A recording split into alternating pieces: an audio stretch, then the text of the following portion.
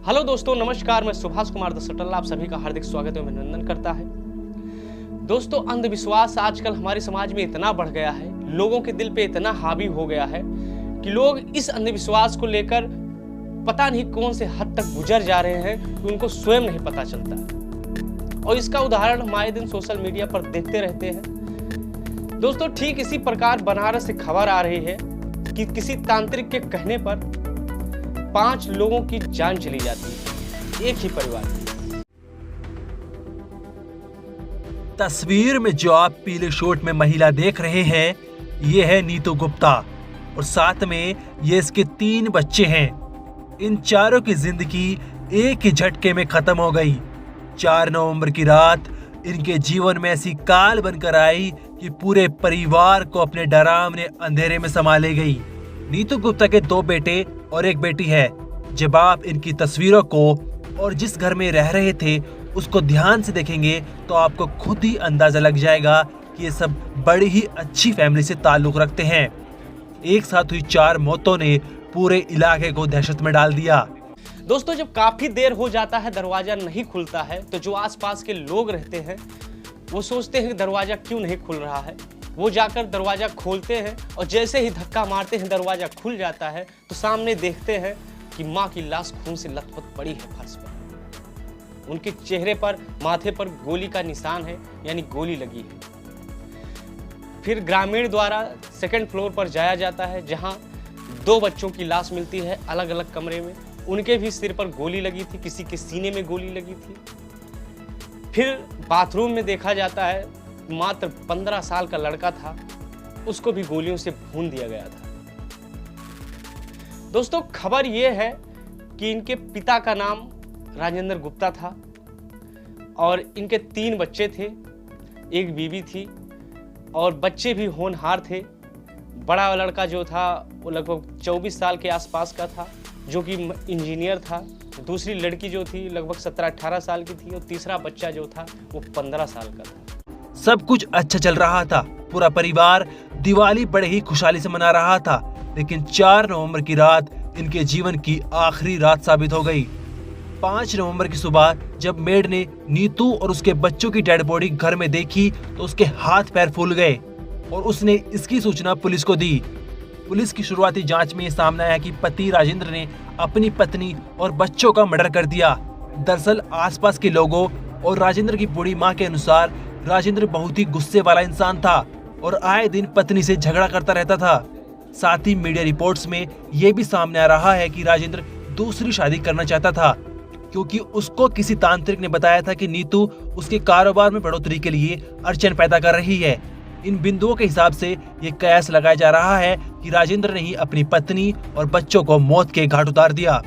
दोस्तों, हम आपको बता दें, उस घर में 4 लाशें मिलती हैं, जिनमें से 3 बच्चे थे। बड़ा लड़का जो 23-24 साल का था वो इंजीनियर था। दूसरा जो लड़की थी वो लगभग 17-18 साल उसकी उम्र थी और तीसरा बच्चा जो था वो 15 वर्ष का था और एक उनकी पत्नी जिनकी उम्र 42 वर्ष थी। 4 लाशें मिलती हैं। इनके पति राजेंद्र गुप्ता की लाश नहीं मिलती है।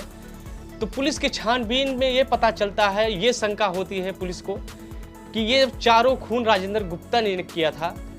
और शंका क्यों जाती है, क्योंकि इस परिवार से, राजेंद्र गुप्ता से लगभग 1 साल से कोई लेना देना नहीं था, ना बातचीत हो रही थी, ना आना जाना था। हम आपको बता दें दोस्तों, ये जो राजेंद्र गुप्ता थे, इनके जीवन में पैसे की कमी कोई नहीं थी। इनके लगभग 4 मकान हैं और एक मकान में लगभग 70-80 कमरे थे। ऐसे 4 मकान हैं और ये शराब व्यवसायी थे, बड़े उद्योगपति में जाने जाते थे। जब इनकी लाश वहाँ नहीं मिलती है तो पुलिस को यही शंका होती है कि ये मर्डर करके चारों लोगों का वो भाग गए हैं कहीं। थाना क्षेत्र अंतर्गत अभी सुबह लगभग 11:30-12 बजे के करीब 112 पे सूचना मिली है कि एक ही परिवार की जो बीवी हैं और उनके 3 बच्चे हैं, उनकी गोली मारकर हत्या हो गई है। तो पुलिस जब मौके पे पहुंची है तो यहाँ पे जो वृद्ध माता जी रहती हैं, उन्होंने बताया कि जो इनके पति थे राजेंद्र गुप्ता, उनसे इनका जो परिवार का विवाद चल रहा था काफ़ी टाइम से, उन्होंने ही ये शक जाहिर किया था कि शायद इन्होंने ही इनकी हत्या कर दी थी रात में आके।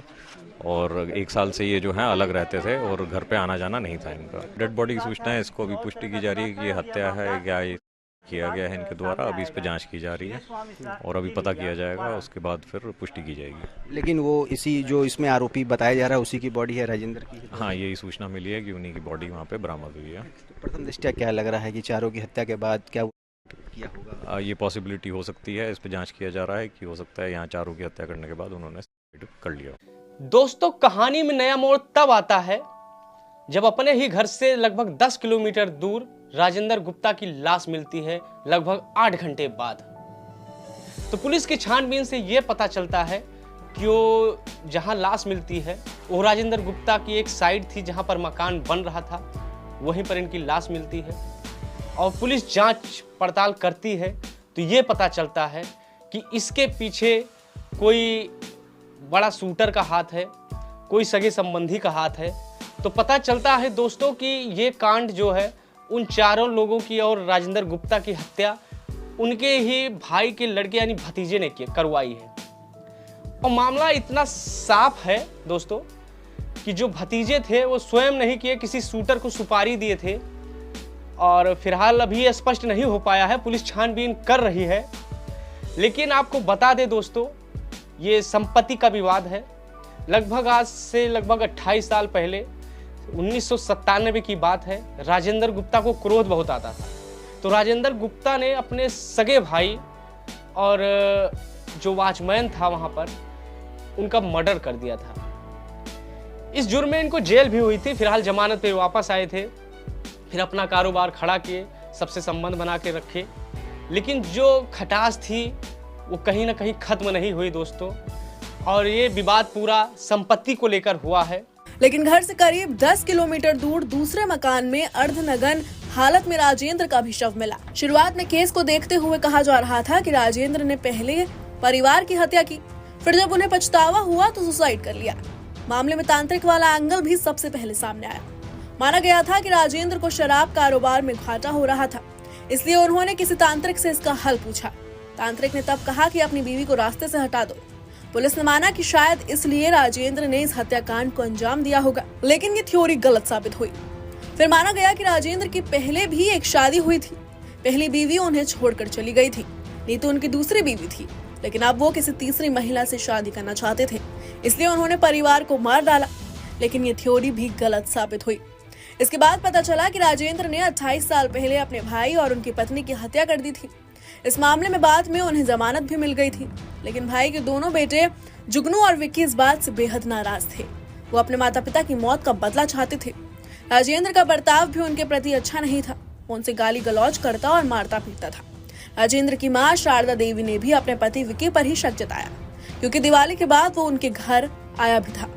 पुलिस ने जुगनू को तो हिरासत में ले लिया है, लेकिन विक्की अभी फरार है। दोस्तों, पुलिस मामले की जांच कर रही है, जल्द ही अपराधी पकड़ा जाएगा। चाहे वो भतीजे हों जो अपनी पिता की मौत का बदला ले रहे हैं राजेंद्र प्रसाद से, या राजेंद्र प्रसाद का कोई करीबी हो जो इनका बिजनेस पार्टनर हो, जो किसी संपत्ति और पैसे को लेकर इनके पूरे परिवार को मौत की नींद सुला दिया है। जो भी है, जल्द ही अपराधी पकड़ा जाएगा। फिलहाल दोस्तों, आप पूरे खबर को किस नज़र से देखते हैं, कमेंट बॉक्स में अपनी प्रतिक्रिया जरूर दीजिएगा। तो मिलते हैं अगले वीडियो में, तब तक के लिए जय श्री राम।